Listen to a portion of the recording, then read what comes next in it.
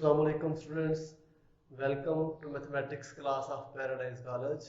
मैं हूं शाहिद हुसैन और आज हम पढ़ने जा रहे हैं फर्स्ट ईयर मैथमेटिक्स का फर्स्ट चैप्टर। हमने एक्सरसाइज 1.1 शुरू की हुई है और उसके पहले 3 क्वेश्चंस कर चुके हैं। आज हम करने जा रहे हैं क्वेश्चन नंबर 4। तो ये एक्सरसाइज बेसिकली बहुत बेसिक्स पे मुश्तमिल है, basics of number system. Real numbers चल रहे हैं इस वक्त और रियल नंबर्स में अभी हमने क्वेश्चंस के सॉल्यूशन की तरफ जाना है। कुछ फ्रैक्शंस हमें मिली हुई है और उन फ्रैक्शंस को हमने ऐड करना है और फ्रैक्शंस को ऐड करना हम 5th क्लास से करते आए हैं और बहुत सिंपल सा मेथड होता था फ्रैक्शंस को ऐड करना। फ्रैक्शंस को हम ऐड कर लेते थे एलसीएम से, लेकिन यहाँ पे भी काम वही करना है लेकिन रूल्स थोड़े चेंज हो जाएंगे। अब हमने क्योंकि प्रॉपर्टीज ऑफ रियल नंबर्स पढ़ी है तो उन प्रॉपर्टीज को यूज करते हुए क्वेश्चंस को सॉल्व करेंगे। तो चलते हैं क्वेश्चन की स्टेटमेंट पढ़ते हैं। Prove the following rules of addition. पहला रूल है कि a over c plus b over c equals to a plus b over c। तो ये सिंपल सी एडिशन है कि हम सिंपली इसका एलसीएम ले लेते थे और एलसीएम क्योंकि सिमिलर होगा, इसका दोनों टर्म्स का जो डिनोमिनेटर है वो सेम है तो इसका जो न्यूमिनेटर्स हैं वो सिंपली ऐड हो जाएंगे तो ये आंसर आ जाएगा। हमने यहाँ पे प्रॉपर्टीज को यूज करते हुए 2-4 स्टेप्स में इनको प्रूव करेंगे। हम इसकी लेफ्ट हैंड साइड लेते हैं a over c plus b over c।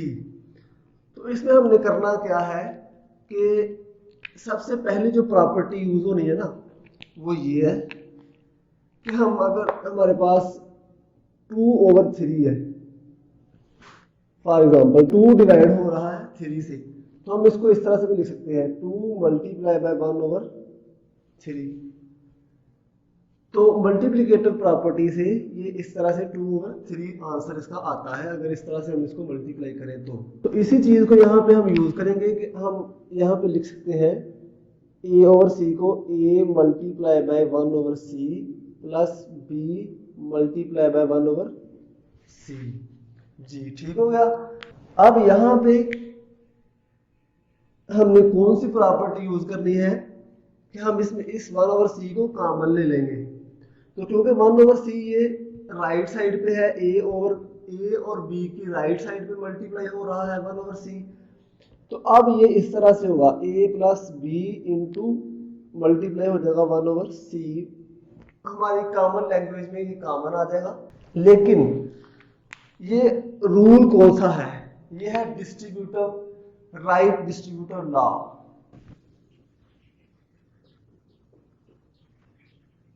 यहाँ पे राइट डिस्ट्रीब्यूटिव लॉ यूज हुआ है। राइट डिस्ट्रीब्यूटिव लॉ क्या था हमने पढ़ा था जब मैं यहाँ पे लिख रहा हूँ कि a प्लस b अगर ऐड हो रहे हो और c कोई नंबर इनसे मल्टीप्लाई हो रहा हो तो आंसर आता है ये c डिस्ट्रीब्यूट हो जाता है इस एडिशन पे ac प्लस bc इस तरह से। अगेन यहाँ पे हम मल्टीप्लिकेटिव प्रॉपर्टी को यूज करेंगे जिस तरह से 2 मल्टीप्लाई बाय 2 ओवर 3 को 2 मल्टीप्लाई बाय 1 ओवर 3 लिखा था, वैसे ही हम यहाँ पे a प्लस b जो कि मल्टीप्लाई हो रहा है 1 ओवर c के साथ इसको इस तरह से लिख देंगे c।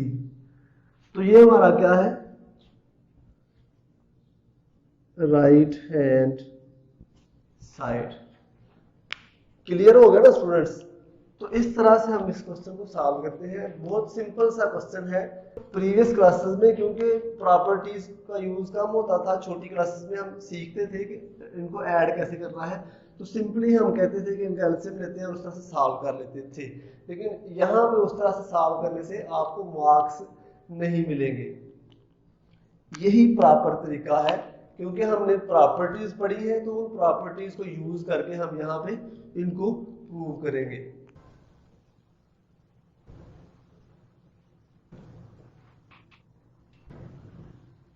जी स्टूडेंट्स, तो नेक्स्ट पार्ट है पार्ट नंबर 2, और इस पार्ट में भी सिमिलर पार्ट नंबर 1 की तरह से ही सिंप्लीफिकेशन है। अगर हम छोटी क्लासेस की तरह से इसका सोल्यूशन देखें तो सिंपल सा सोल्यूशन है इसका, मतलब b और d डिफरेंट डिनोमिनेटर्स हैं, तो एलसीएम जरा डिफरेंट तरीके से आएगा, मल्टीप्लाई करके इनको इसका एलसीएम आ जाएगा। तो यहाँ पे डिफरेंट एलसीएम्स थे, तो इसलिए ये b इस c के साथ मल्टीप्लाई हो गया और d इस a के साथ मल्टीप्लाई हो गया, दैट्स द आंसर। लेकिन यहाँ पे क्योंकि हम प्रॉपर्टीज को यूज करेंगे तो थोड़ा सा सोच के प्रॉपर्टीज को यूज करके हम इस क्वेश्चन को सॉल्व करेंगे। तो इसके सॉल्यूशन की तरफ चलते हैं।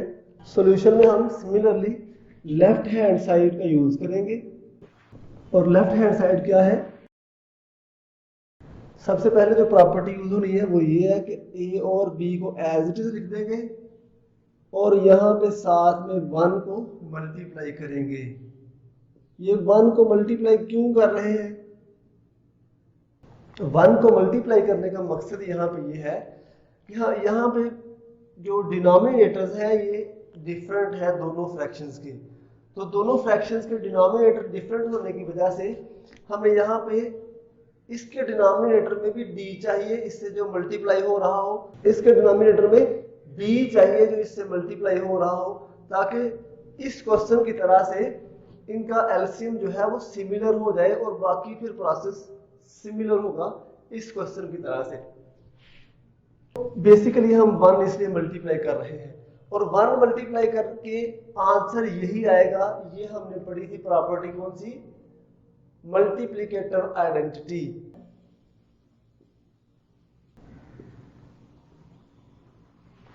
मैं यहाँ पे एज इट इज लिख रहा हूं और 1 को मैं यूज कर रहा हूं किस लिए, यहाँ पे डिनोमिनेटर में b के साथ d को मल्टीप्लाई करवाने के लिए। तो 1 हम लिख सकते हैं यहाँ पे d multiply by 1 over d। ये मैं किस प्रॉपर्टी के अकॉर्डिंग लिख रहा हूं जरा सोचिए। यहाँ पे क्योंकि मुझे डिनोमिनेटर में b चाहिए जो d से मल्टीप्लाई हो रहा हो, इसलिए मैं इसको b multiply by 1 over b करके लिख रहा हूं इस 1 की जगह पे। b क्योंकि कोई सा रियल नंबर है इसलिए ये आपस में मल्टीप्लाई होंगे तो आंसर क्या आएगा, 1। तो ये कौन सी प्रॉपर्टी है जी, मल्टीप्लिकेटिव इनवर्स। आंसर 1, दो नंबर्स मल्टीप्लाई हो तो आंसर 1, तो बेसिकली फिर ये मल्टीप्लिकेटिव इनवर्सेस है कि आंसर 1 आ रहा है और 1 की जगह पे हमने इसको रिप्लेस किया। नेक्स्ट सिमिलर है, मैं इस मल्टीप्लिकेटिव प्रॉपर्टी के अकॉर्डिंग जो यहाँ पे की थी a ओवर c को a multiply by 1 over c किया था, अब मैं a multiply by 1 over c को a ओवर c लिख सकता हूँ, इसलिए मैं लिख रहा हूँ d over d plus c over d as it is, और b multiply by 1 over b over b। ठीक हो गया। मल्टीप्लिकेशन में a जो है वो डिनोमिनेटर्स आपस में मल्टीप्लाई होंगे और न्यूमरेटर्स आपस में मल्टीप्लाई होंगे।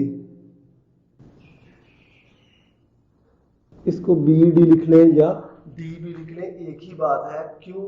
ये भी एक प्रॉपर्टी है और ये प्रॉपर्टी है कम्यूटेटिव लॉ ऑफ मल्टीप्लिकेशन।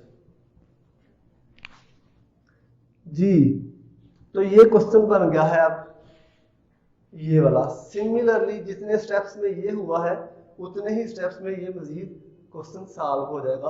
क्यों? क्योंकि अब इसका डिनोमिनेटर जो है वो सिमिलर हो गया है। पहले हमने जितने ये स्टेप्स किए हैं सारे के सारे डिनोमिनेटर जो है वो सिमिलर बनाने के लिए किए थे, जो कि सिमिलर नहीं था।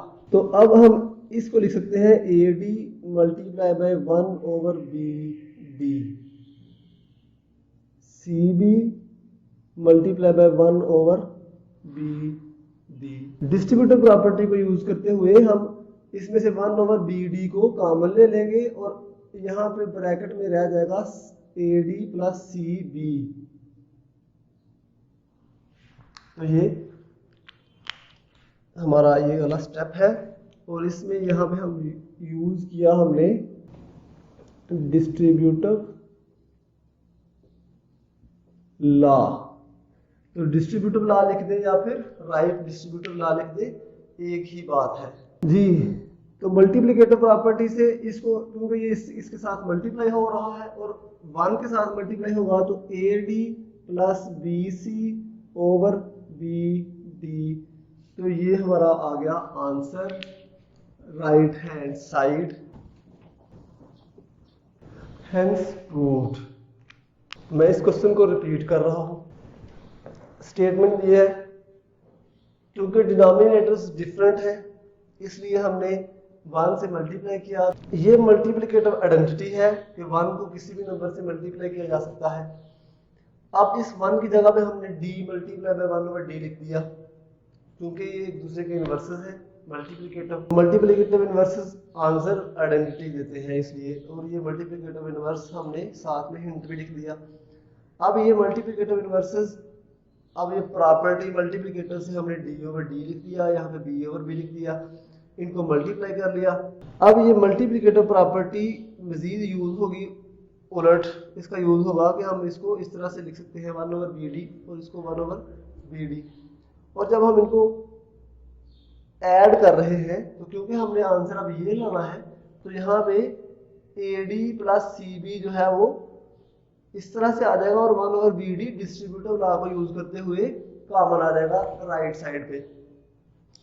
तो इसके बाद हमने इसको मल्टीप्लाई कर लिया और ये हमारा आंसर आ गया जी। तो स्टूडेंट्स, नेक्स्ट क्वेश्चन है क्वेश्चन नंबर 5। क्वेश्चन नंबर 5 में भी ऑलमोस्ट सिमिलर क्वेश्चन है, पार्ट नंबर 2 क्वेश्चन नंबर 4 का। बस इसके साथ माइनस के साइंस आ गए हैं और वहां पे ABCD लिटरल्स यूज हो रहे थे, यहाँ पे नंबर्स यूज हो रहे हैं, कांस्टेंट्स यूज हो रहे हैं। अगर हम इनका एलसीएम लें तो 36 आता है। लीस्ट कॉमन मल्टीपल अगर हम इनका लें तो लीस्ट कॉमन मल्टीपल इन दोनों नंबर्स का 36 है, क्योंकि 12 को 3 से मल्टीप्लाई करें तो 36 आता है और 18 को 2 से मल्टीप्लाई करें तो 36 आता है। सिंपल सी फिर बात हुई कि हम क्या करेंगे, सिमिलर प्रीवियस क्वेश्चन की तरह से हम इसको 1 से मल्टीप्लाई करेंगे और इसको भी 1 से मल्टीप्लाई करेंगे, और इस 1 की जगह पे क्योंकि हमें चाहिए यहाँ पे डिनोमिनेटर में 3 और यहाँ पे डिनोमिनेटर में क्या चाहिए 2, तो इस 1 की जगह पे फिर रिप्लेस कर देंगे।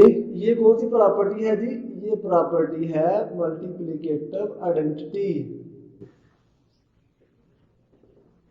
तो इस 1 की जगह पे रिप्लेस करेंगे 3 मल्टीप्लाई बाय 1 ओवर 3 और इस 1 की जगह पे रिप्लेस करेंगे 2 मल्टीप्लाई बाय 1 ओवर 2 और बाकी टर्म्स एज इट इज आ जाएगी -7 ओवर 12 -5 ओवर 18। अब वही काम करना है कि 3 मल्टीप्लाई बाय 1 ओवर 3 को हमने 3 ओवर 3 लिख देना है और 2 मल्टीप्लाई बाय 1 ओवर 2 को लिख सकते हैं 2 ओवर 2। और यहाँ पे कौन सी प्रॉपर्टी यूज हुई है वो भी साथ में लिख दें। यहाँ पे यूज हुई है मल्टीप्लिकेटिव, बोले मल्टीप्लिकेटिव इनवर्स प्रॉपर्टी यहाँ पे यूज हुई है, मल्टीप्लिकेटिव इनवर्स। तो अब मल्टीप्लिकेटिव प्रॉपर्टी को यूज करते हुए हम यहाँ पे 7 को 3 से मल्टीप्लाई कर देंगे और 12 को 3 से, तो -21 आ जाएगा और यहाँ पे 12 3 आर 36 आ जाएगा, -5 2 आर 10 और 18 2 आर 36।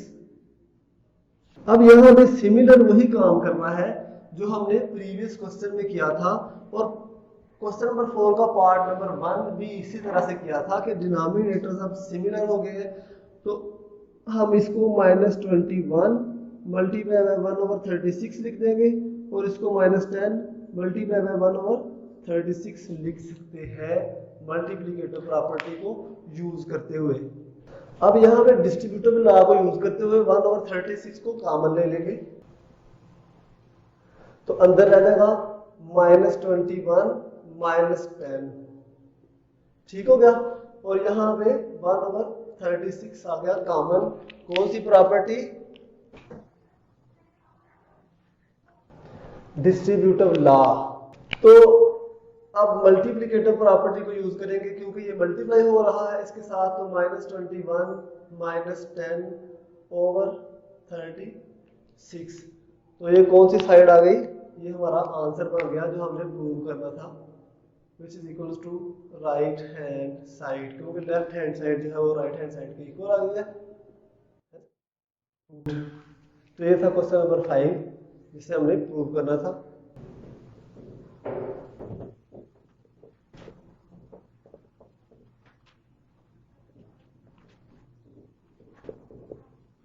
जी नेक्स्ट क्वेश्चन है क्वेश्चन नंबर 6, पार्ट नंबर 1 करते हैं।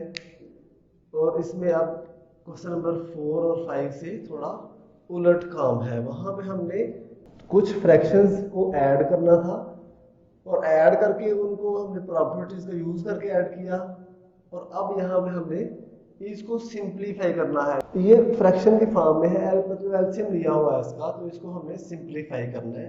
सॉल्यूशन की तरफ चलते हैं। इसकी स्टेटमेंट इस तरह से हमने इसको लिख दिया।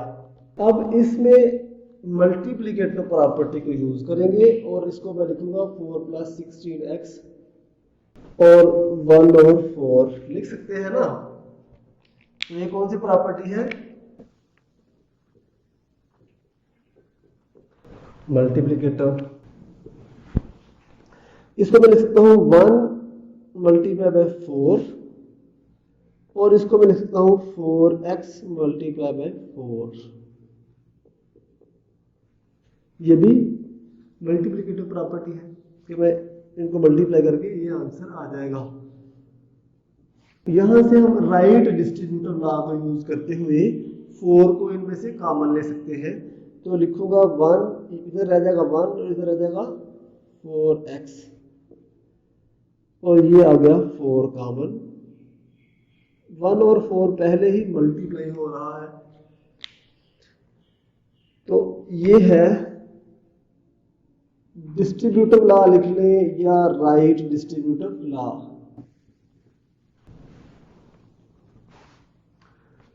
अब हम इसको करेंगे सिंप्लीफाई। अब हम इसको करेंगे सिंप्लीफाई, तो इसको लिखते हैं 4 × 4। यहां पे यूज हुआ है एसोसिएटिव लॉ, क्योंकि ये इस तरह से था, कॉमन आया, एसोसिएटिव लॉ को यूज किया तो 1 + 4x, ये इस तरफ रह गया और ये इस तरह से मल्टीप्लाई हो गया। तो इधर बेशक लिखते हैं क्योंकि उसने कहा हुआ है कि जस्टिफाई ईच स्टेप, तो यहां पर लिखते हैं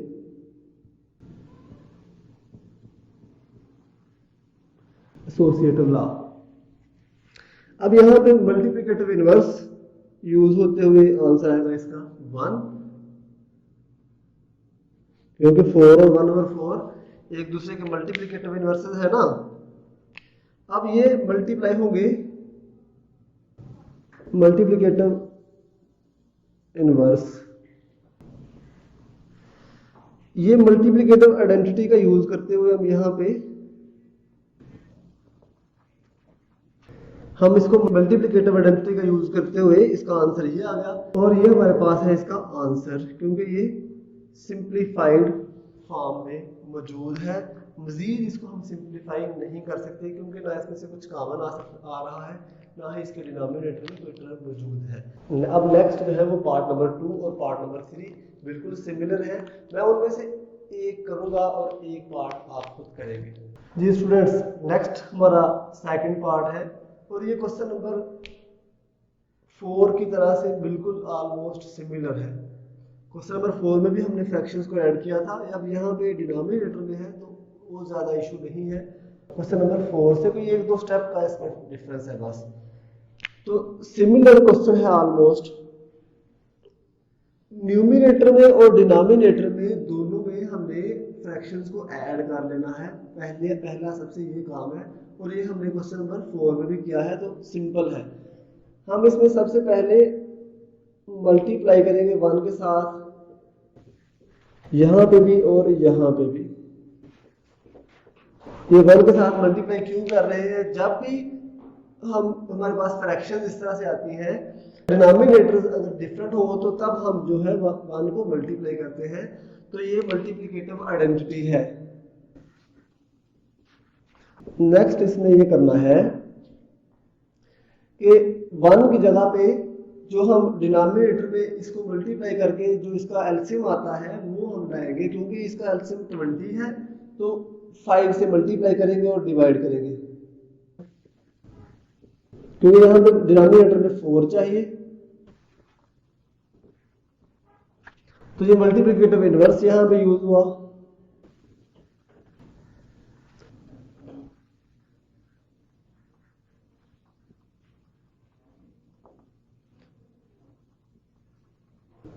गोल्डन रूल क्या है कि जो न्यूमिनेटर्स है वो आपस में मल्टीप्लाई होंगे और डिनोमिनेटर्स आपस में मल्टीप्लाई होंगे, तो इसको बोलते हैं गोल्डन रूल। नेक्स्ट अब हम इसको यहाँ पे ना डिस्ट्रीब्यूटिव लॉ का यूज करेंगे और इसका जो फ्रैक्शंस हैं उनको 1/20 कॉमन लेंगे। अच्छा, तो इसको हम लिख सकते हैं 5 multiply by 1/20 plus 4 multiply by 1/20 और 5 multiply by 1/20 minus 4 multiply by 1/20। तो ये बेसिकली मल्टीप्लिकेटिव प्रॉपर्टी है। नेक्स्ट हम डिस्ट्रीब्यूटिव प्रॉपर्टी को यूज करते हुए इसमें से 1/20 ले लेंगे कॉमन,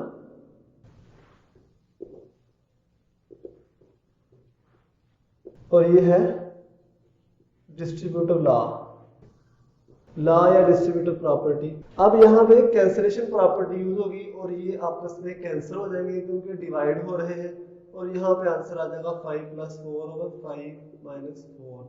अब क्योंकि ये कांस्टेंट्स हैं और ऐड हो रहे हैं और हमने इसको सिंप्लीफाई करना है, तो 5 + 4 आ जाएगा 9 और 5 - 4 आ जाएगा 1 = 9, और ये हमारा आंसर है।